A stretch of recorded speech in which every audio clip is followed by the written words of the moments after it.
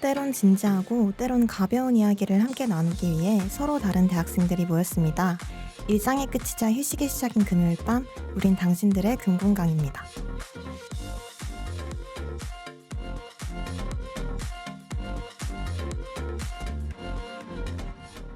청취자 여러분 안녕하세요. 문화살롱 DJ로 돌아온 당금의 썰 제조기 윤입니다. 뜨거운 반응 정말 감사합니다. 오늘따라 텐션이 좋은 것 같아요. 이렇게 에너지 넘치는 분들이 누구신지 오늘 패널 소개를 먼저 해야겠죠? 오늘은 꼬꼬와 지니, 설기까지 함께 한답니다. 안녕하세요. 안녕하세요. 당금의 똑순이 꼬꼬입니다. 안녕하세요. 당금의 열정 연습생 진희입니다. 안녕하세요. 당금의 멀티 엔터테이너 설기입니다. 네, 녹음을 기준으로 벌써 11월에 접어들었어요. 이제 2022년이 2달밖에 남지 않았다는 슬픈 소식인데요. 다들 겨울 준비 잘하고 계신가요?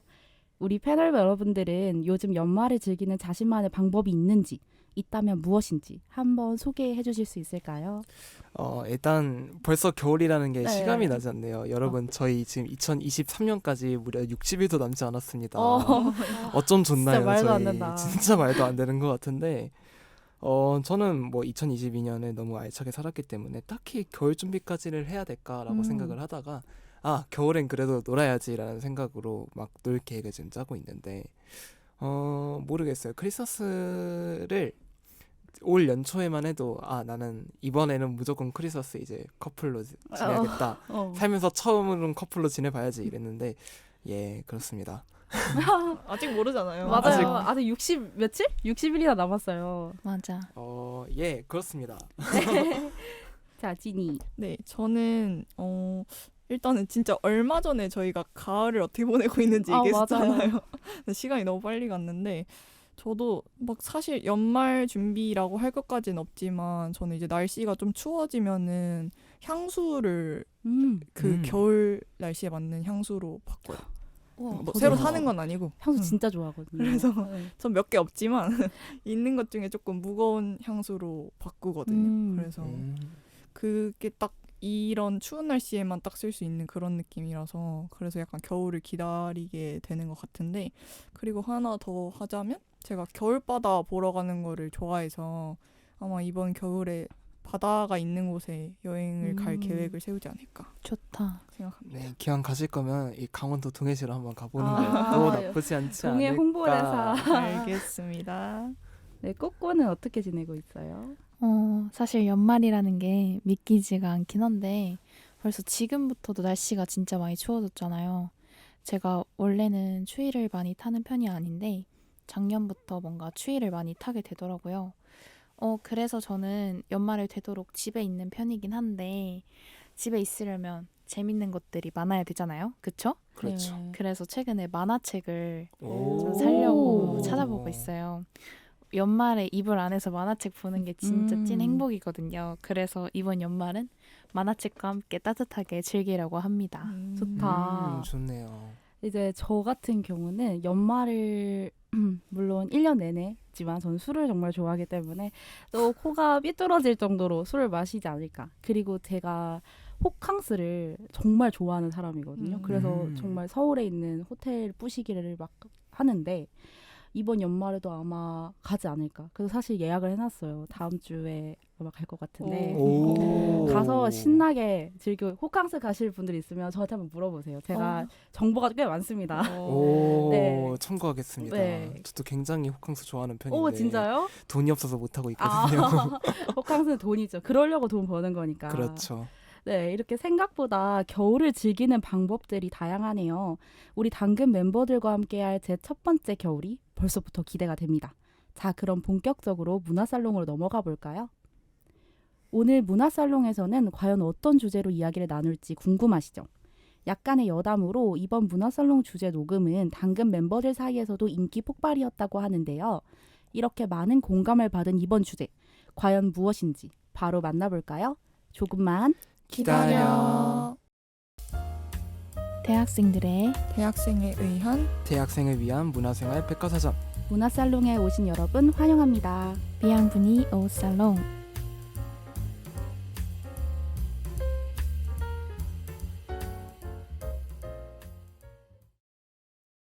나 소개팅 한다? 뭐? 소개팅 당근 미디어 팀이래. 이름은 윤, 23살. 당근대학교 짱이래. 캡숑 잘생겼어. 어쩌라고. 나 소개팅 할까? 아, 소개팅 하냐고. 하지 마. 소개팅. 내 곁에만 머물러요. 네. 아니, 자꾸 왜 난이도가 올라가냐고. 슬프다. PD팀 어쩔 거야. 네. 여러분의 열정적인 상황극 아주 잘 들었습니다. 아 너무 좋았네요. 네, 설기 노래가 수준급이네요. 아니, 사실 이 레전드 장면을 말이죠. 제가 작년에 이걸 네. 패러디 장면을 찍었던 적이 있었는데 그때 제가 하지마 소개팅을 했었거든요. 들으니까 좀 남다르네요. 뭐랄까 이런 경험이. 저는 아주 재밌게 봤고요. 아주 드라마에 들어갔다 나오신 것처럼 싱크로율 높은 연기를 펼쳐주셔서 청취자분들도 오늘 주제 다 눈치채셨을 것 같은데요. 그렇다면 마지막에 감미로운 노래 실력을 보여준 설기가 오늘 주제 소개해주세요. 네, 오늘 방금 상황극에 나왔던 것처럼 오늘의 주제는 바로 대한민국을 뒤흔들었던 응답하라 시리즈입니다. 와우. 예, 좋아요. 신원호 PD의 응답하라 시리즈는 드라마로서는 이례적으로 시리즈 3편 모두가 높은 인기를 구가했는데요. 아직까지도 유튜브 클립을 통해 많이 회자되고 있어요. 그 시절 향수를 불러일으키는 극중 배경과 인물들, 에피소드, BGM 등은 당시를 경험했던 사람들에게는 추억을, 당시를 경험하지 못했던 사람들에게는 새로움을 가져다 주었습니다. 그래서인지 후속편을 기대하는 시청자들의 요청도 줄곧 이어지고 있습니다. 그래서 응답하라 시리즈의 부분에 대해 함께 이야기 나눠보고 만약 응답하라 20땡땡이 제작된다면 어떤 내용이 담겨 있을지 상상해보는 시간까지 준비했습니다. 네, 이렇게 오늘은 그 시절 향수를 자극하는 응답하라 시리즈에 대해 이야기해볼 텐데요. 본격적인 응답하라 토크 전에 요즘 응답하라 시리즈 못지않게 많은 레트로 컨텐츠들이 인기 장르로 자리 잡았는데요. 혹시 패널분들은 즐겨봤던 레트로물이 있는지 진이부터 이야기해볼까요? 저는 응답하라 시리즈를 제일 즐겨보긴 했는데 요즘에 그 웹툰 중에 세기말 풋사가 보습학원이라고 있는데 그게 90년대 말을 배경으로 하고 있는 웹툰이더라고요. 그래서 그 제목이 뭐라고요? 세기말 풋사가 보습학원. 네, 알겠습니다. 왜요? 아니요. 아니요. 일단 어쨌든 그래서 저는 그때 태어난 세대라 사실 그 주인공들하고 같은 세대는 아닌데 그 뭔가 딱 정의할 수 없는 그 세기말 감성이라고 해야 되나? 그게 되게 귀여워서 지금 보기 시작했어요. 약간 제목을 들으니까 좀 더 보고 싶은 생각이 들기도 하네요. 풋사가? 좀 놀라긴 했는데 풋사가 네. 세기말 풋사가 보습학원. 오. 네. 설기는 요즘 뭐 보고 있는 거 있나요? 레트로 콘텐츠를 저도 응답하라 시리즈가 좀 주였긴 했는데 예전에 봤던 레트로 콘텐츠 중에서 좀 기억에 남는 거는 그 라이프 온 마스라 해가지고 드라마 있잖아요. 그게 OCN에서 그거 넘어와서 저희한테 리메이크 돼서 나왔던 드라마가 있었는데 저는 그거를 좀 많이 재밌게 봤어서 그게 좀 기억에 남는 것 같아요. 네. 꼬꼬는 저는 전에 녹음에도 얘기를 했었는데 제가 25, 21을 진짜 좋아했거든요. 이게 레트로 감성도 있고 첫사랑 소재로 해서 진짜 좋아했는데 이 드라마에서 특히나 등장하는 삐삐 그리고 공중전화, 프라우스 만화 이런 것들이 그 시절 감성을 떠올리게 해주는 것 같아서 진짜 제일 좋아했던 레트로물 드라마였습니다. 저 뺏겼네요. 저도 25, 21를 재밌게 봤는데 뭐 다른 걸 이야기를 해보자면 이것도 레트로물 컨텐츠라고 하긴 그렇지만 무한도전에서 토토가 아세요? 알죠, 알죠. 그것도 뭐 컨텐츠라면 컨텐츠니까 그거 되게 재밌게 봤었어요. 그때 저희는 약간 스치기만 하는 명곡들 그냥 우리는 그냥 한번 들어봤던 명곡들이 어떤 무대였고 또 어떤 스토리가 있었는지 봤던 거 되게 재밌게 봤던 것 같아요. 이렇게 패널분들처럼 요즘 레트로가 정말 하나의 트렌드로 자리 잡은 것 같아요. 사실 이렇게 레트로 컨텐츠들이 인기를 끌게 된 시초에 응답하라 시리즈가 있었던 것 같아요. 응답하라 시리즈가 방영되었을 때를 생각해보면 정말 전 세대를 아우른 시청자층과 높은 시청률을 기록하면서 매 시즌마다 큰 이슈가 되었는데요. 응답하라가 방영되는 날에는 친구들이 본방을 보려고 집에 일찍 들어갔던 기억도 나네요. 그렇다면 우리 패널분들이 가장 좋아하는 또 즐겨봤던 응답하라 시리즈는 3개 중 무엇인지, 그 이유는 무엇인지 한번 이야기를 해볼까요? 저는 강경 응칠파입니다. 저는 진짜 최애가 응칠이고요. 유튜브가 국내 시장에서 좀 퍼졌던 게 한 2012년을 기준으로 좀 이렇게 막 왔다 갔다 하잖아요. 네. 그때쯤 저도 이제 핸드폰이 생기고 유튜브를 많이 봤었는데 그때 처음으로 봤던 콘텐츠 중에 하나가 응칠 이렇게 클립도 올려주는 거였거든요. 저는 그거를 이렇게 하루 종일 계속 보면서 몰입하고 특히 그때는 저도 학생이었으니까 네. 계속 몰입하면서 보고 막 그랬던 기억이 있어가지고 응칠이 최애 시리즈인 것 같아요. 저는 응답하라 1994를 되게 좋아하는데 일단 지방에서 올라와서 서울을 거의 처음 경험하는 대학생이라는 점이 저랑 비슷하기도 하고 그리고 무엇보다도 하숙집이라는 배경이 정말 매력 있더라고요. 사실 지금은 하숙집이 거의 없잖아요. 근데 그때 당시에는 직접 밥도 해주시는 고향의 집 같은 하숙집이 있고 그곳에서 살고 있는 사람들과 매일을 같이 보내면서 유대감을 쌓아간다는 게 진짜 부럽더라고요. 저도 그 하숙집에서 지내고 싶을 만큼 그리고 무엇보다도 그 하숙집에서 같이 일상을 보내는 사람이 칠봉이랑 쓰레기라는 게 너무 사기적이지 않나라는 생각에 가장 과몰입했던 응답하라 시리즈인 것 같습니다. 마음에 들 것 같네요. 하숙집에 그런 사람들이 있으면. 집에 칼퇴하고 싶을 것 같은데. 저도. 저도 응칠이랑 응팔 중에 되게 고민했었는데 꼽자면 응팔을 꼽을 것 같아요. 이게 응팔은 또 다른 시리즈들에 비해 좀 가족 스토리 위주라서 등장인물이 되게 많았는데도 불구하고 주조연할 거 없이 각자 서사를 가지고 있어서 그게 되게 재미 요소가 됐던 것 같아요. 그리고 그래서인지 좀 더 감동적인 에피소드들도 많았던 것 같아서 저는 응팔을 뽑겠습니다. 네, 저도 정말 응팔 정말 좋아하는데요. 응팔에서 제일 재밌었던 거는 아마도 누가 남편이 되냐. 어남류 어남택. 학교에서 맨날 어남류 어남택 이렇게 싸웠었는데 저는 처음부터 어남택이었거든요. 아주 소리를 질렀어요. 그래서 그런 거 남편 찾기 뭐 이런 것도 재밌었고 중간중간 진짜 감동적인 에피소드도 많고 덕선이가 막 생일날 케이크 언니 거 초 뽑아서 다시 꽂아서 하는 거 그것 때문에 엉엉 울잖아요. 그런 장면들도 계속 생각이 나고 네 그래서 되게 재밌었던 것 같아요. 그러니까 다들 응답하라의 진심이신 이제 패널분들을 모셨는데 역시 과몰입의 대가 당금이를 잡습니다. 이렇게 최애 시리즈 토크를 들어보니까 응답하라 시리즈를 처음 봤을 때의 설렘이 다시 살아나는 것 같습니다. 방금 토크에서 응답하라 속 캐릭터들의 이야기가 정말 많이 나왔는데요. 이쯤에서 이렇게 매력적인 캐릭터를 연기한 배우들의 이야기를 안 해볼 수도 없겠죠. 응답하라 시리즈는 류준열, 박보검 등 당시 신인 또는 무명 배우가 주연을 맡거나 정은지, 해리 등 아이돌 출신 배우들이 주인공으로 등장하는 등 파격적인 캐스팅으로 화제가 되었는데요. 이러한 캐스팅에 대해 어떻게 생각하시는지, 순기능과 역기능이 있다면 어떤 것이 있다고 생각하시는지 꼬꼬부터 한번 이야기를 해볼까요? 저는 일단 순기능이 많다고 생각을 해요. 그래서 먼저 좋은 거에 대해서 얘기를 하자면 저는 특히 응답하라 1997에서 아이돌 출신이었던 정은지 씨의 성시원 연기가 정말 좋았다고 생각했는데 사실 저는 1997을 좀 늦게 봤어요. 방영할 당시에 본 게 아니라 제가 아마 고등학생 때 처음 봤을 거예요. 근데 1997을 연기할 당시에 정은지 씨 나이가 20살이라고 하더라고요. 근데 보신 분들은 아시겠지만 진짜 다양한 장면이 있거든요. H.O.T 응원하는 장면, 격렬하게 말로 싸우는 장면도 많고 심지어 마지막에는 출산 장면까지 있잖아요. 20살이 정말 어린 나이인데 게다가 첫 연기 때 그런 장면을 소화했다는 게 천재 배우의 탄생이었지 않았을까라는 생각이 들었어요. 그리고 저는 응답하라 시리즈가 가장 좋았던 건 몰랐던 배우들, 처음 보는 배우들이 연기를 해서 저희에게는 그런 분들에 대해 아무런 정보가 없잖아요.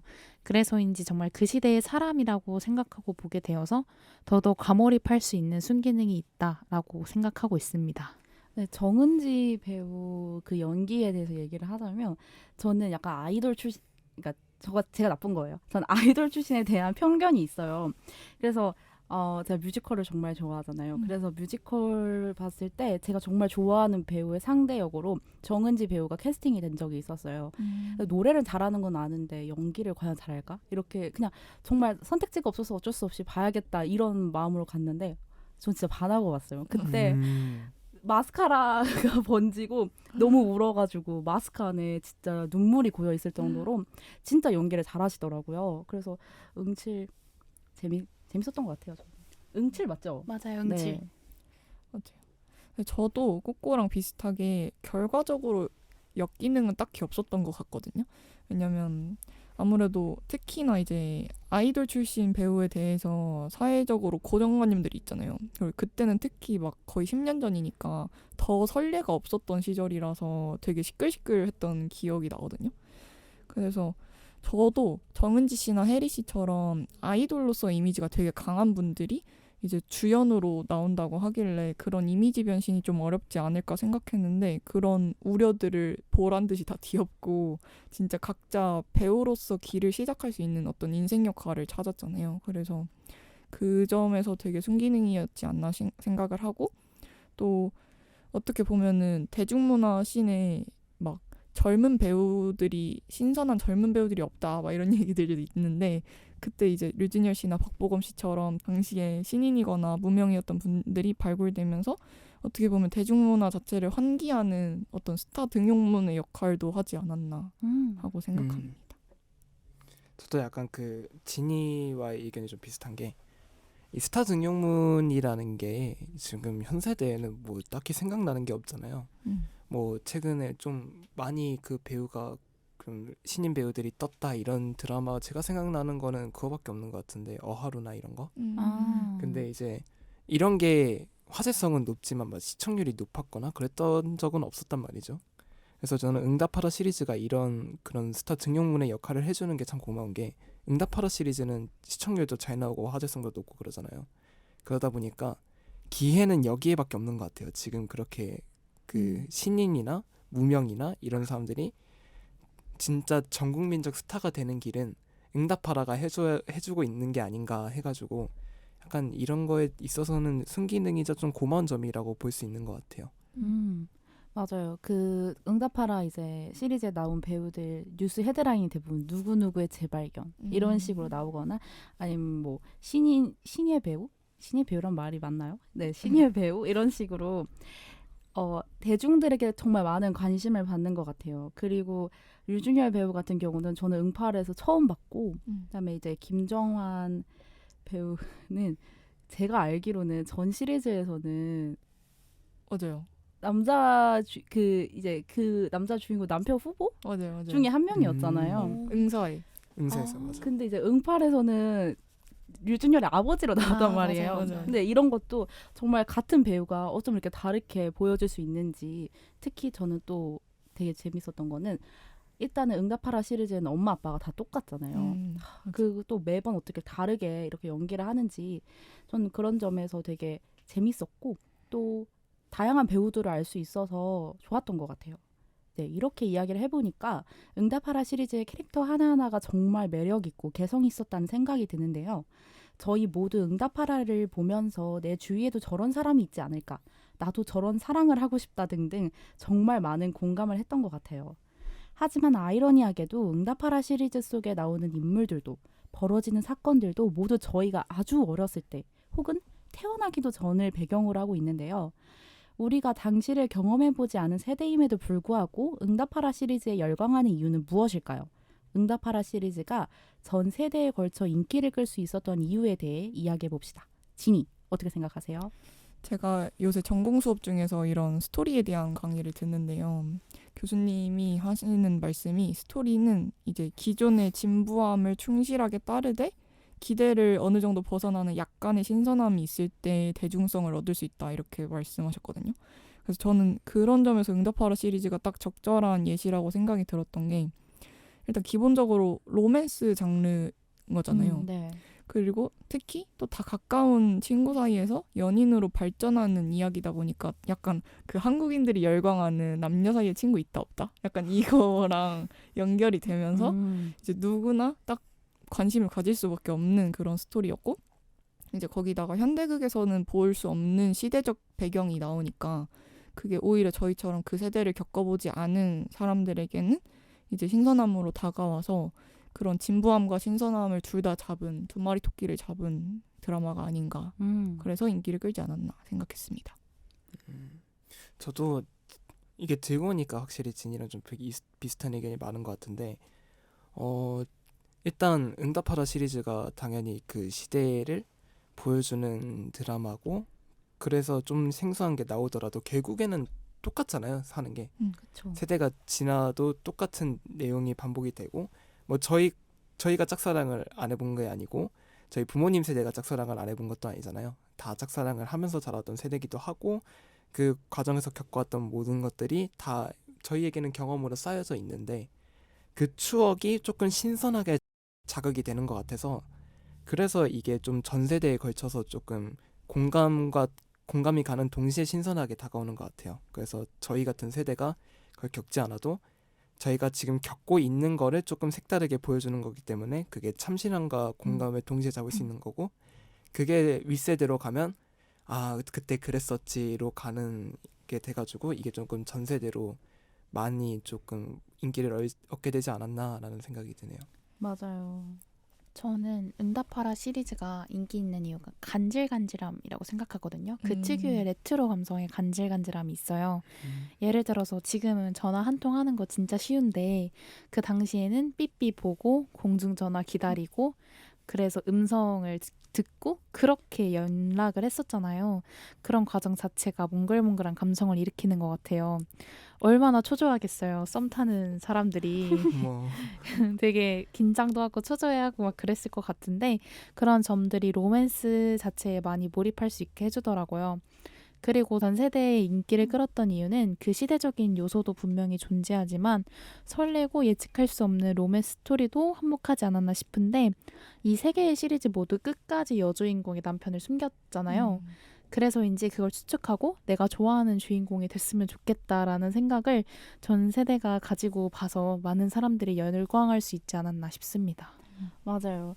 근데 드라마 이제 보편적인 그러니까 정말 먹히는 소재라는 건 사랑인데 사랑에 대해서 이야기를 하고 또 이제 응답하라 그 시리즈를 배경으로 하는 세대에 살았던 사람들에게는 향수를 일으키고 그리고 이제 그런 세대가 아니었던 사람들도 굉장히 트렌디한 배우를 데리고 와서 그 시대를 보여주기 때문에 새로운 모습을 보니까 그래서 재미있었던 게 아닌가라는 생각이 드는데요. 네, 이렇게 응답하라 시리즈의 배경, 인물, 성공 요인까지 응답 덕후들의 과몰입 토크 정말 정신없이 지나간 것 같은데요. 이제는 라스코 리뷰 타임으로 넘어가서 응답하라 시리즈의 모든 것 더 자세하고 꼼꼼하게 파헤쳐 볼까요? 다들 준비되셨다면 함께 가시죠. 라스고 리뷰 타임. 네, 이번 리뷰 타임에서는 응답하라 시리즈 3편 중 한 편을 골라서 제대로 파헤쳐 보려고 하는데요. 아, 이거 정하느라 정말 힘들었어요. 과연 치열한 경쟁률을 뚫고 최후의 한 편으로 선정된 시리즈는 무엇일까요? 두구두구두구두구두구두구두구두구두구두구. 바로 응답하라 1988입니다. 가장 최근에 방영된 시리즈이기도 하고 좀 더 심층적으로 이야기해 볼 거리가 많은 것 같아 오랜 고민 끝에 선정을 했습니다. 그럼 본격적인 이야기를 나눠보기 전에 응답하라 1988에 대해 간단한 소개 안 들어보고 갈 수 없겠죠? 꼬꼬 준비되셨나요? 네, 제가 소개해드리겠습니다. 응답하라 1988은 이전 1997, 1994 시리즈에 이어 또 한 번 메가히트를 기록한 응답하라 시리즈의 세 번째 작품인데요. 1988년도 쌍문동 한 골목 5가족의 왁자지껄 코믹 가족극으로 이전 시리즈들보다 조금 더 가족에 집중한 시리즈입니다. 해리 씨가 여주인공 덕선을 연기하면서 배우로서 이름을 널리 알린 계기가 되었고 정환 역의 류준열 씨, 정복 역의 안재홍 씨 등 현재 유명 배우진들의 풋풋한 무명 시절을 보실 수 있습니다. 이전 시리즈들과 마찬가지로 덕선의 남편 찾기가 마지막 회까지 시청자들의 마음을 졸이게 했고 1988년 당시의 시대상을 그대로 옮겨놓은 듯한 배경의 고증으로 유명한 작품입니다. 네, 청취자 여러분들도 이번 저희 당금 녹음 들으시면서 응팔 방영 당시의 추억이 새록새록 떠오르실 것 같네요. 꼬꼬님 깔끔한 설명 감사드립니다. 그럼 바로 리뷰 타임 질문으로 넘어가 볼까요? 응답하라 1988에는 무려 5가족이 등장하는데요. 덕선이네, 선우네, 정환이네, 태기네, 동룡이네 모두 각자 다른 가족의 풍경을 담고 있습니다. 패널분들이 느끼시기에 우리 가족과 가장 비슷하다 했던 가족이 있다면 어떤 가족인지 또는 가장 애정했던 가족이 있다면 어떤 가족이 있는지 한번 이야기를 해볼까요? 저부터 이야기해도 되나요? 네. 예. 이제 저희 가족, 저는 이제 덕선이네 가족이랑 되게 비슷한 게 일단은 누나 둘, 그러니까 저랑 여동생 있고 남동생이 막둥이로 있어요. 그래서 일단 가족도 되게 비슷하고 그다음에 아버지 성격이 되게 권위가 그 당시에 비해서도 되게 권위가 없게 나오잖아요. 그러니까 권위적인 아버지는 아니잖아요. 네. 이제 그런 거 보면 저는 아빠 놀리는 재미로 사는 사람이기 때문에 되게 화목하고 공감이 갔는데 조금 공감이 가지 못했던 부분 같은 경우는 저는 이제 남매들 제 동생들과 사이가 꽤 좋은 편이라 거기서는 언니랑 덕선이가 맨날 싸우잖아요. 보라랑 그런 건 좀 다른데 대체적으로 되게 비슷했던 것 같아요. 그래서 이런 가족을 가장 애정했던 것 같고 또 애정했다고 하면 이제 그 정환이네. 정환이네. 네, 정환이네는 그냥 라미란 배우님 연기가 너무 찰떡이어가지고 제가 정말 사랑했던 것 같아요. 저는 저희 가족이 오히려 좀 정환이네 가까웠습니다. 그러니까 가족 구성은 잘 모르겠는데 일단 아버지가 정말 그 김성균의 성격을 빼다 박았습니다. 정말 재밌으신 분이고 그리고 어머니도 약간 조금 세신데 여리신 분이라서 그래서 이 조합에서 나오는 이 케미가 진짜 우리 집을 보는 것 같다라는 생각이 들었거든요. 네. 그리고 저도 이제 누나가 위에 한 명이 있고 그런데 이제 제가 약간 그 누구였죠? 안재홍 그래 정봉이 스타일이었고 누나가 좀 정환이 스타일이었어요. 그래서 조금 사는데 좀 재미가 있었다 가족 그거 하면서 그래서 이제 응팔을 보는데 저는 어머니랑 같이 봤거든요 TV에서. 네. 그래서 엄마랑 앉아서 보는데 엄마 이거 근데 우리 얘기 아니야? 그럼 이거 비슷한 것 같긴 하다 이래가지고 그래서 좀 정환이네가 좀 최애였던 것 같아요. 저는 뭔가 저희 가족이랑 비슷하다라는 느낌보다는 그냥 제가 제일 좋아하는 가족을 얘기를 해보자면 사실 다시 볼 때마다 최애가 계속 바뀌거든요. 맞아요. 근데 요즘에는 좀 태기네랑 선우네가 제일 마음에 가는 것 같아요. 이게 두 가족 다 편부모 가정이라는 공통점이 있잖아요. 근데 저는 이 가족들이 있기 때문에 이 드라마가 진짜 완성이 된다라는 느낌을 받았던 게 사실 정상가족이라는 어떤 틀을 벗어나서 되게 다양한 모습의 가족들을 보여주되 그 편부모 가정이라는 이유로 그들을 측은해 보인다거나 막 불쌍해 보이게끔 연출하진 않았잖아요. 뭔가 그들 가정만의 이야기가 있고 그들 가정만의 몽글몽글한 어떤 유대가 있고 특히 또 태기네 아버지가 되게 무뚝뚝하고 그런 성격인데 태기랑 이제 선우네 그런 가족들에 대한 애정이 스며나오는 그런 에피소드들을 제가 좋아해서 저는 이렇게 두 가족을 좋아합니다. 저도 지니 언니랑 마찬가지로 선우네를 가장 애정했는데 선우가 진짜 독보적으로 바르고 착한 사람의 표본이잖아요. 어머니한테도 잘하면서 동생 진주한테도 진짜 스윗한 오빠여서 제가 가장 가지고 싶었던 오빠의 모습이었거든요. 그래서 좋았는데 또 인상 깊었던 선우네에서 장면이 선우가 의대에 들어가면서 성적이 좋아서 전액장학금을 받고 의대에 들어가던 장면이 있었는데 저 그 장면 보면서 저도 마치 가족이 된 것처럼 너무 자랑스럽고 너무 행복했어가지고 가장 애정이 가고 그리고 무엇보다도 진주가 너무 귀여웠습니다. 진짜.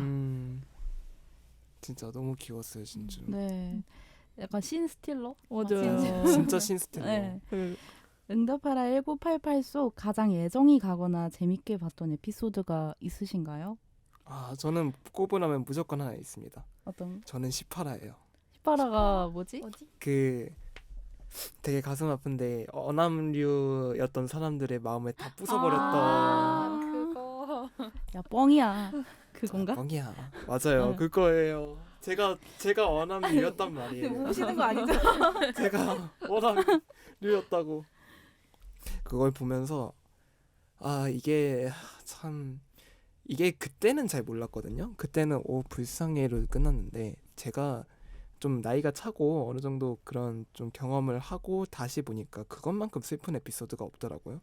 그렇게 좋아했던 애를 포기해야 되는 순간에서 어떻게 그런 게 나오는 게 너무 공감이 되면서도 좀 슬픔을 자극했던 것 같아서 참 체해하는 에피소드이자 더 보고는 싶지는 않은 마음 아픈 에피소드를 남지 않았나 생각이 맞아요. 들어요. 닫지 못한 말이었죠. 그냥 그렇죠. 진심이었는데 덕선이도 진심이었는데. 알고 있었. 그때 그 표정이 덕선이도 알고 있다는 표정이었잖아요. 그렇죠. 맞아. 너무 슬프다. 아, 갑자기 또 헐. 눈물이 나는데요. 근데 저의 최애 에피소드는 제가 어남택이었잖아요. 아하. 택이랑 이제 택이가 중국으로 가서 바둑 대회 나가는데 덕선이가 따라가는 에피소드가 있거든요. 진짜 저는 보는 내내 광대가 떨어지지가 않더라고요.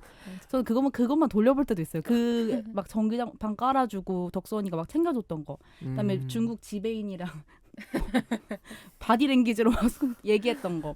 다 너무 귀여워서 되게 재밌었던 것 같아요.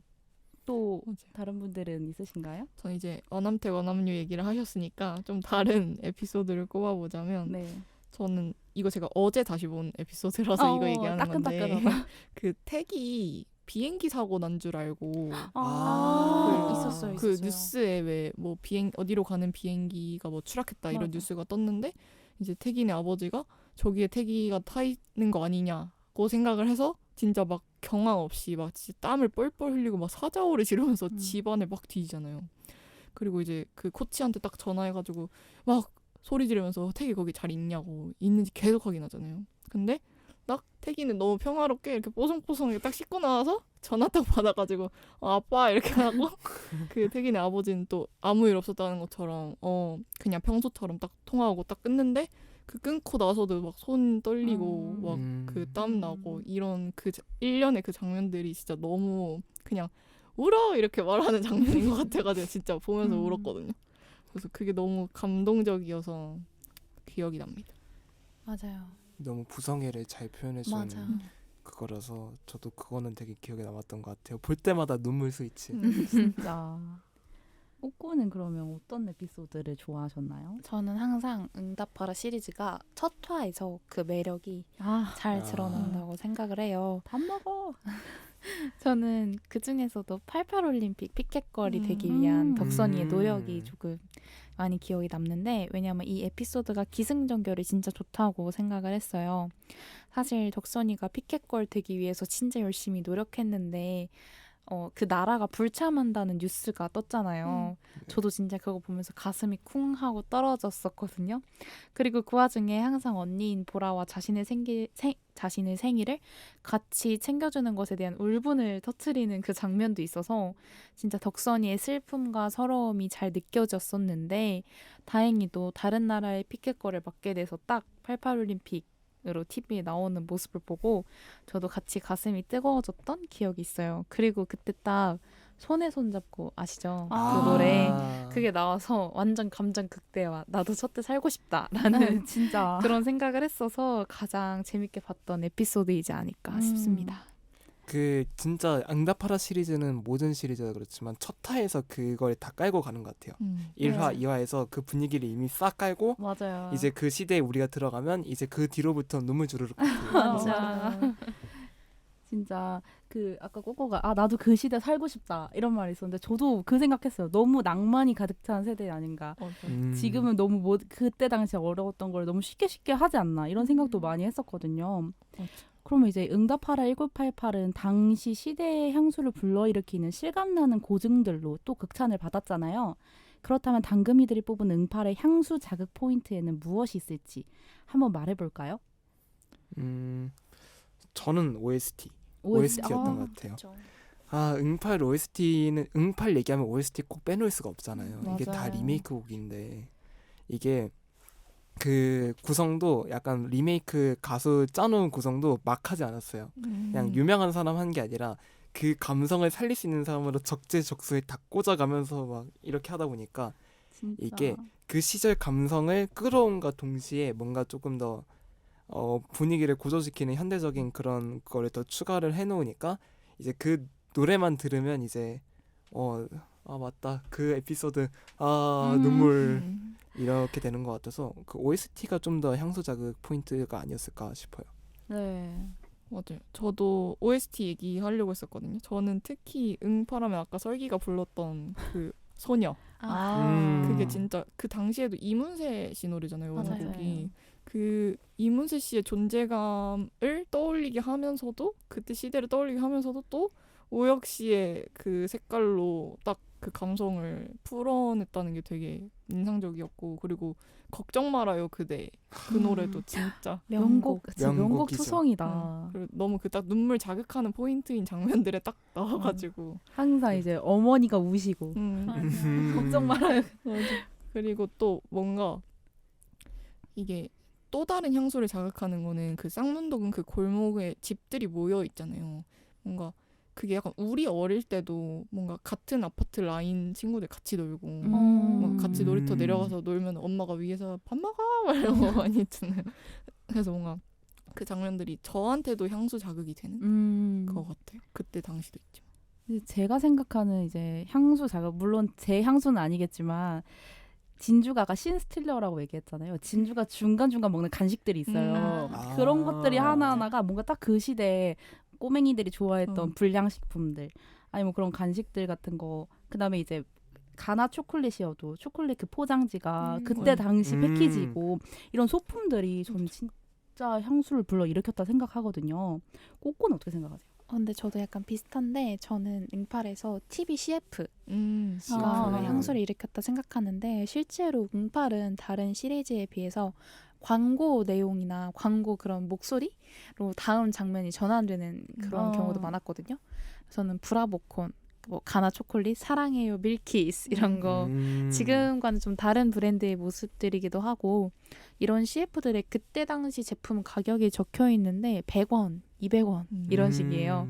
그래서 정말 과거 옛날이구나를 느꼈고 그리고 지금 녹음을 하면서 떠올랐는데 몇 화인지는 기억이 안 나는데 대학가요제에서 신해철 씨의 그대에게라는 그대. 곡을 보면서 그 모든 쌍문동 골목길 친구들이 하나하나씩 막 일어나면서 이거다 했던 그런 장면이 저는 나도 저 시대 때 살았으면 저거에 이거다 있을 텐데 약간 그렇게 생각하면서 진짜 향수를 불러일으키는 에피소드가 아니었나 생각을 했습니다.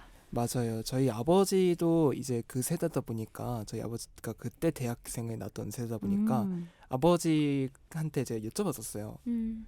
그 딱 응팔 보고 아빠 그런 진짜 그대 얘기가 진짜 대단했어 이러니까 자기는 그거를 이길 거를 못 볼 것 같았대요. 그러니까 그 평생 살면서 그 노래가 줬던 임팩트 이상의 임팩트는 다시는 볼 수 없을 거라며 그렇게 소회했던 게 기억이 나가지고 그런 만약에 그게 아버지한테는 진짜 많이 인상이 깊었나 봐요. 맞아요. 그 장면에서도 다들 소파에 누워있다가 스르륵 일어나잖아요. 스르륵.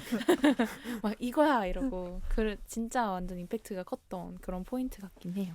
지금으로 따지면 뉴진스 어텐션 정도 되려나요? 뉴진스. 더 했을 수도. 더 했을 수도. 멋있을 것 같아. 네. 그럼 만약에 응답하라 20땡땡을 제작을 한다면 우리 한번 얘기를 해봅시다.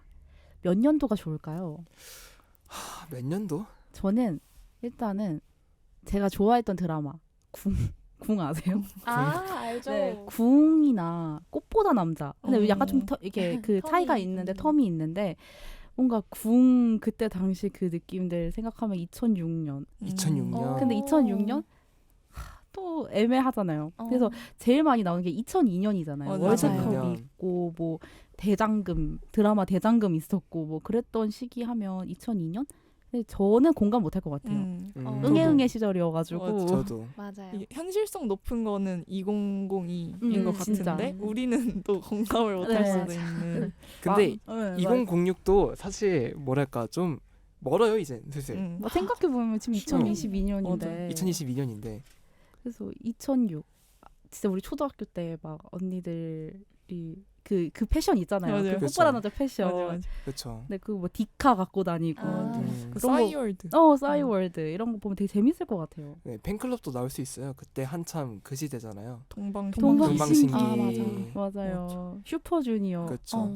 맞나 슈퍼주니어? 맞아. 맞을 것 그때도 맞아요. 무슨 카뭐엘 카시오- 있었는데 카시오페아. 카시오페아랑 그 WS501. WS501 팬덤이랑 그 엘프잖아요. 엘프. 그래서 엮여가지고 그런 문화도 있었잖아요. 맞아요. 그거 뭐라 카트엘. 카트에 맞아. 트리플 S구나. 진짜. 맞다. 너무 카트에. 웃기다. 신기하다. 그리고 네. 원소카. 맞아 원석카. 그 동방신기가 하남시에 제가 되게 오랫동안 살았는데 하남 고등학교에 동방신기가 다녔었어요. 오. 그래서 되게 오. 유명했거든요. 하남에서 이제 대박. 막 맨날 팬들이 찾아오고 그런 네. 걸 들은 게 있어가지고 하면 되게 재밌을 것 같아요. 맞아요. 맞아요. 재밌을 것 같다. 그럼 저희가 제작하는 응답하라 시리즈 연도는 응답하라 2006으로 2006 네. 2006 확정. 오케이 확정. 그러면 어떤 장면이 들어가면 좋을지 꼭 들어갔으면 좋겠다 하는 장면 있나요? 일단 싸이월드 1촌 아 들어가야죠. 맞아요. 새로운 관계 막 형성하고 맞아요. 반가. 그래서 뭔가 음. 주인공들 1촌명 바뀌는 걸로 뭔가 맞아요. 스토리 전개돼도 재밌을 것 같지 않아? 오. 배경음악도 그걸로 바뀌고. 어 약간 삐삐 그거 하듯이. 너무 재밌어요. 너무 괜찮은데? 재밌어. 벌써 맞아요. 재밌는데? 괜찮은데? 네. 그리고 저는 이제 꽃보다 남자. 코프라는 자. 네, 무조건 있어야 된다고 생각해요. 그리고 그 꽃보다 남자 원작이 원래 만화책이잖아요. 네. 네. 딱 그 맞아요. 주인공들이 만화방에서 만화책 이만큼 빌려와서 과자 먹으면서 그 만화책 읽는 그런 장면 들어가도 재밌을 거예요. 그때는 맞아요, 만화방 맞아. 있었으니까. 아 맞아요 진짜 그런데 딱 드라마 보고 이제 만화방 가가지고 이렇게 딱 보고 있으면은 맞아요. 약간 그러면서 조금 이런 추억 같은 거를 해는 것도 나쁘지 않을 것 같아요. 뭔가 더 많이 나올 것 같은데 장면은. 저 2006년 찾아보면서 그때 당시 MP3 플레이어가 진짜 인기가 많았다고 하더라고요. 네. 그래서 MP3 플레이어 관련된 거 뭐 뭐 그걸로 고백을 한다든지 녹음해서? 아니면 뭐 음악으로 한다든지 그때 당시 그런 것도 유행했다는 걸로 아는데 그 맞아요. 노래 제목으로 맞아요. 그런 거 맞아. 있잖아요. 그래서 그런 포인트도 좋을 것 같아요. 맞아요. 그것도 있으면 되겠다. 그 소개팅에 나가잖아요. 그럼 옷을 사야 될 거 아니야. 그러면 음. 동대문 밀리오레. 밀리오레. 밀리오레를 가가지고 이제 이런저런 막 붙잡혀가지고 막 아. 밑에서 ATM기로 돈 뽑아라 이런 소리 맞아. 듣고 약간 그렇게 해가지고 그것도 나쁘지 않을 것 같기도 너무 하고. 재밌네. 네, 소품은 막 투지폰 그때 투지폰. 투지폰 이렇게 목걸이 이런 거. 목걸이하고 이제 막 하고. 엄청 그 열쇠고리 핸드폰 맞아, 맞아. 고리였죠. 장난 아니게 달았잖아요. 맞아요. 맞아요. 빵글빵글 엄청 큰 맞아. 것들. 이때 시대 맞나? 캔모아 맞아, 맞아요. 캔모아. 제가 캔모아. 캔모아가 생각이 맞아. 안 나서 거기 가서 데이트하고 제가 지금 검색했어요. 식빵 주는 카페. 계속 검색했는데 안 나오더라고요. 맞아요. 캔모아랑 그 민들레 영토랑 어. 한수델리도 이때 아, 많이 맞아. 갔을 거예요. 아 캔모아. 함스델리. 맞아요. 그때 생각하면 물론 저희는 조금 음. 어렸잖아요. 근데도 그 감성을 아니까 맞아. 되게 공감하면서 볼 수 있을 것 같아요. 그러게요. 그때 당시에 패션이 굉장히 독특했기 때문에 네, 향수를 충분히 불러일으킬 수 있지 않나. 막 망고나시 이런 거 넣었는 거 아니야? 패션계 뭐 암흑기라고도 불리기도 하죠. 2000년대가. 아디다스 추리. 인상주의라고 합시다. 그리고 그때 당시에 또 문화 생각났어요. 바로 뭐. 얼짱. 얼짱. 맞다. 얼짱도 있어요. 이거는 맞다. 인소. 맞아. 인서. 맞아. 넣어야 인소. 됐네. 네, 그때 그 이렇게 전자사전 이렇게 쓰는 거 맞아. 닌텐도가 생긴 전자사전이 있거든요. 맞아요. 거기에 저 인소 넣어서 봤잖아요. 진짜 저는 음. 재밌는 거 많이 도레미파솔라시도 그거는 온세미로 위험한 룸메이트라고 있는데 19금 아니고요. 그것도 재밌습니다. 또 왔네. 진짜 인소, 꽃보다 음. 남자, 그다음에 뭐 캔모아, 맞아. 캔모아. 스티커 사진. 스티커 사진. 스티커 사진. 꼭 이러고 찍어야 맞아. 되는데 이거 입 가리는 입 포즈 가리고. 있잖아요. 그리고 약간 스티커 입뷰리들 어, 약간 이런 어, 거 맞아, 멘트 맞아. 써야 근데 되고. 그거 이제 사진 찍으면 눈 이렇게 나오고 맞아. 얼굴 막 이렇게 세모나게 맞아. 나오고. 갸루 아닌가요? 네, 갸루. 근데 이제 비슷한 느낌으로 그러니까 이야기를 하는 거 유튜브 컨텐츠 중에 피식대학의 공호학번 리턴즈가 있잖아요. 아 그렇죠. 저는 그거 진짜 재밌게 보거든요. 뭐 그런 것들 그 느낌이 나지 않을까. 근데 그건 좀 날것이고 이게 드라마로 딱 나온다면 정말 재밌을 것 같아요. 네. 그럼 어떤 노래를 BGM으로 쓰고 싶은지. 제가 BGM. 지금 멜론의 그 시대별 탑 네. 그 차트 아. 지금 들어가서 쫙 예. 봤거든요. 근데 너무 명곡이 너무 많아서 진짜 그 성시경 거리에서 거리에서 너무 좋다. 그다음에 들어가야 돼. SG 워너비 네 사람? 맞아요. 그것도 있지 않나요? 맞아요. 아, 그리고 그거지. 백지영 사랑하네 그거랑 버즈 남자를 몰라 명곡 잔치인데 그리고 잔치네요. 거북이 비행기 비행기. 완전 이거 거북이 음. 비행기 1화에서 나올 것만 응, 같은 맞아. 그런 그쵸. 노래. 예. 이렇게 하면서 나올 것 같아. 저 초등학교 때 비행기 맞춰서 막 율동했거든요. 맞아요. 체육대회 때. 대롱잔치 이런 거 필수죠, 했었어요. 필수. 빙고 막 그거 맞아. 하고 또 좀 싸이월드 노래 하면 프리스타일 프리스타일 라이브. 라이. 와이. 와이. 노래 부르고 싶은데 참을게요. 불러주세요. 안 돼요. 저 안 가사를 몰라요. 오케이 오케이. 네, 프리스타일 와이. 눈의 꽃. 박효신 좀 음. 뒤인가? 아마 그 미안하다 세대 사랑한다. 네, 그러니까. 그쯤이니까 좀 앞이지 않나요? 그러면 더. 아니면은 에픽하이 러브 러브 러브. 맞아. 그 이 노래도. 것도 그거랑 있으면 좋을 것 우산? 같고. 우산 우산도 그때 노래인가? 우산 비슷한 세대인 것 같아요. 음. 비밀번호 486 나올 땐 이럴 때. 맞아요. 그다음에 드라마 궁의 OST 사랑인가요? 그거 너무 좋아요. 네, 좋죠. 그거 들으면 이제 나 지금 덕수궁이야. 나 연애해야겠다. 아, 특수궁에서. 덕수궁에서 연애하겠다. 그런 것들 BGM으로 쓸만한 노래는 되게 많은 것 같아요. 맞아요. 특히 BGM. 비행기, 뭐 음. 빙고, 거북이 노래 같은 경우는 딱 시선을 끄는 그 느낌이 있잖아요. 그렇죠. 그러면 어떤 캐릭터를 등장시키고 싶으신지. 캐릭터. 일단 학생이어야 될까요? 다 학생이어야겠죠. 그치. 학생이어야 주인공들은 돼. 일단 고등학생이어야 돼. 고등학생. 한 명 정도는 조금 뭐랄까 주인공은 평범해야 되는데 주인공 친구가 뭔가 얼짱이 있으면 되겠다. 재밌겠다. 얼짱 그런 게 있다 이런 느낌으로. 얼짱 문화에 완전 흠뻑 빠진 흠뻑 빠진. 미니어피에 맨날 사진 음. 찍어서 맞아. 올리고. 그다음에 저는 이제 남자분들 헤어스타일을 다들 긴 꽁지머리가 있는 샤샤기 컷 이런 거. 네 이런 것들 진짜 맞아요. 샤기컷. 약간 이 주인공들 배경이 동대문이면 좀 오. 좋을 것 같아. 그래서 맞아요. 이때까진 그래도 동네 문화가 좀 있었을 때니까 맞아. 뭐 동대문구 얼짱 뭐 이런 식으로 뭐 창신동 얼짱 두고 막 이렇게. 그리고 이제 뭐 응팔 같은 경우는 덕선이 친구가 이름이 기억이 안 나는데 이제 책으로 된 소설책을 막 읽거든요. 맨날 거기에 위험한 룸메이트도 있어요. 그거를 막 읽는데 이제는 바뀌니까 사람들이 MP4나 이런 걸로 인소를 막 몰래 이렇게 읽고 보고. 그런 것들 넣으면 되게 재밌을 것 같아요. 맞아. 약간 교실에서 그거 이렇게 돌려가면서 선생님 몰래 이렇게 책 세워놓고 MP4 돌려가면서 보고 막 맞아. 이런 거 나오면 재밌을 것 같아. 막 디카 이런 것도 다 알고 다니고 또 되게 또 재밌는 캐릭터가 뭐가 있을까요? 일단 응답하라는 항상 츤데레 남주랑 맞아. 좀 순정. 순정남 서브남주를 통통 튀고 밝은 여주 이런 네. 느낌이라서 그런 거를 기본 전제로 하고 방금 말했던 요소들을 하나씩 넣으면 그렇지. 가미하면 되지 않을까. 동룡이 같은 약간 그 시대의 맞아요. 모든 유행이나 유행을 다 집어넣은 그런 캐릭터도 하나 있으면 되게 재밌을 것 같아요. 그러면 어떤 배우를 캐스팅하고 싶으신지. 캐스팅 어렵다. 일단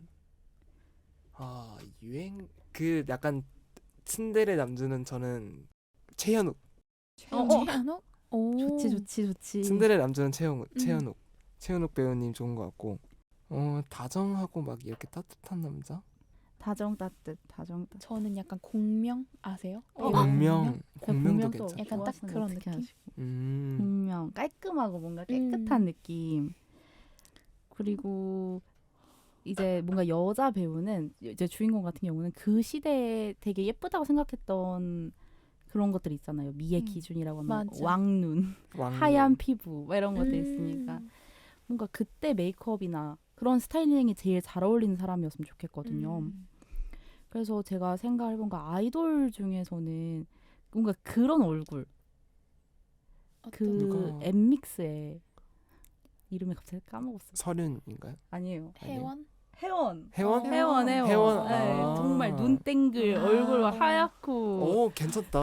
그쵸. 괜찮다. 약간 그 설윤. 인소에서 이렇게 동그라미 설윤이래. 이런 혜원. 구도로 혜원. 묘사하는 그런 혜원. 여주 같다. 뭔가 머리도 그때 당시에 이렇게 만두머리. 만두머리 하고 이렇게 해가지고. 맞아. 잘 어울릴 것 같아요.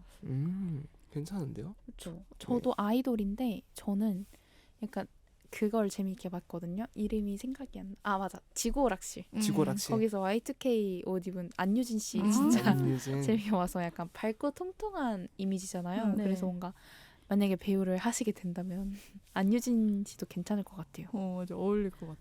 맞아요. 그 귀엽고 뭔가 맞아. 아담하고 맞아. 그런 느낌이 있어야. 맞아. 물론 안유진 씨는 키가 크지만. 키가 크지만. 약간 키가 크지만. 털털하면서 네, 약간 그런 맞아요. 느낌이 있어가지고 털털한 느낌이 있어가지고. 맞아. 재밌겠다. 벌써 한 편 다 봤는데요. 벌써 이미 재밌는데? 다 짜인 것 같아요. 벌써 남편 찾았어요. 벌써? 공명이네요. 남편. 남편 벌써? 공명 남편 공명이네요. TVN 보고 있나? 또 뭐 등장시키고 싶은 캐릭터 이런 거 있으신가요? 더 하고 싶으신 얘기? 응답하라 2006. 아 뭔가 그 약간 좀 그 시대 유행 다 때려박은 그런 캐릭터는 곽동현. 와 진짜 소름 돋았어요. 약간 보통은. 소름 같아. 돋았어요. 디렉터 해야겠다. 맞아. 진짜. 약간 그때 당시에 남자들이 약간 좀 슬림하고 되게 그렇죠. 그랬잖아요. 맞아. 뭔가 너무 잘 어울릴 것 같은데요. 맞아. 딱 그 교복 막 이렇게 줄이거나 그치, 막 이렇게 확 하고. 줄이고 맞아, 그런 맞아. 시대니까. 맞아. 와. 네. 여기까지 응답하라 1988에 대해서 패널들과 자세히 리뷰해 보았습니다. 한참 과몰입해서 이야기를 했더니 집에 가서 또 응답하라 정주행하고 싶네요. 응답하라 시리즈를 제작한 신원호 사단의 작품들이 더 궁금하시다면 슬기로운 시리즈도 있으니 함께 감상해 보세요. 그럼 지금까지 문화살롱 응답하라 시리즈 편이었습니다. 네, 이렇게 해서 오늘 문화살롱 녹음을 마무리 지어볼까 하는데요. 다들 오늘 어떠셨나요? 오늘 과몰입 데이였네요 오늘. 아 진짜. 진짜 과몰입 데이였고 응답하라 2006 이런 식으로 나온다면 저는 진짜 박수 치면서 TVN 앞에서 무릎 꿇고 있겠습니다. 진짜. 저도 같이 무릎 꿇고 있겠습니다. 좋습니다. 되게 재밌었던 것 같고 일단 저희가 다 재밌게 봤던 드라마를 이렇게 리뷰를 하니까 굉장히 뭔가 얘기도 많이 나온 것 같고 그래서 생각해볼 지점도 많았던 것 같고 다시 추억으로 돌아간 그런 느낌을 받아서 저는 좋았던 것 같고 여기 마지막 멘트에 슬기로운 시리즈도 함께 감상해보라고 했으니까 나중에 저희 슬기로운 시리즈도 한번 해보는 것도 좋지 않을까라는 생각이 드네요. 좋아요. 네. 저도 일단은 혹시나 변방에서 이 당금을 듣고 계시는 TVN 관계자분들이 있다면 빠른 시일 안에 응답하라 2006이 나왔으면 좋겠다라는 생각을 지금 하고 있고 진짜. 오늘 뭔가 항상 주기적으로 돌아오는 이 과몰입 데이 너무 즐겁고 항상 그래서 문화살롱을 되게 기다리게 되는 것 같아요. 이런 얘기를 막 할 수 있으니까. 그래서 오늘 진짜 시간이 어떻게 갔는지 모르게 많이 진짜. 얘기를 해가지고 너무 재밌었습니다. 항상 이런 과몰입 데이에 진인님과 저랑 함께 있는 것 같아요. 둘이 약간 아, 의견도 되게 맞네요. 비슷하시고. 맞아. 저 같은 경우에는 오늘 진짜 재밌었고요. 사실 응답하라 시리즈 저는 그때 당시 방영했을 때 봤던 작품들은 하나도 없어요. 다 이후에 보거나 그랬는데 1화 보면 진짜 끝까지 정주행하게 되더라고요. 그런 매력이 있어요. 응답하라 시리즈는. 그래서 오늘 이렇게 응답하라 시리즈에 대해서 더더 과몰입해서 이야기 나눠볼 수 있어서 진짜 재밌었던 것 같습니다. 네.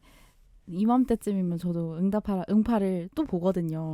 볼 때 됐어요. 쿨타임이 찼습니다. 그래서 가서 이제 응파를 봐야겠고 또 정말 시간 가는 줄 몰랐어요. 전 더 얘기하고 싶은데 시간을 보니까 와 벌써 1시간이 이렇게 흘렀는데 되게 아쉽네요. 이제 저도 오늘 여러분들이랑 같이 응답하라 제대로 과몰입한 것 같아서 너무 재밌었고 다들 하고 싶은 말은 정말 많은데 시간 때문에 못한 거잖아요. 맞아요. 그래서 우리 다음에 또 진지하게 이야기를 해봅시다. 사석에서라도. 토크를. 네, 그럼 저희는 다음 주 싱크대로 다시 돌아오겠습니다. 그때까지 조금만 기다려. 저의 젊은 시절을 다시 볼 수 있게 되어서 정말 기뻐요. 응답하라 시리즈 기사에 달린 댓글입니다. 지금은 TV 속 그 시절 연인들의 모습을 보고 열광하는 우리들도 먼 훗날 옛날이 되어버린 순간들을 TV 속에서 추억하는 날들이 오겠죠? 시간이 흐른다는 것은 때로는 두렵게도 아프게도 느껴지지만 지금 이 순간을 치열하게 살아가는 우리들이 있기에 남겨진 추억은 먼 훗날 우리에게 아름다운 노라 응답할 수 있을 것입니다. 지금 이 방송을 듣고 있는 여러분들의 찬란한 청춘을 당신들의 금공강은 언제나 응원하겠습니다.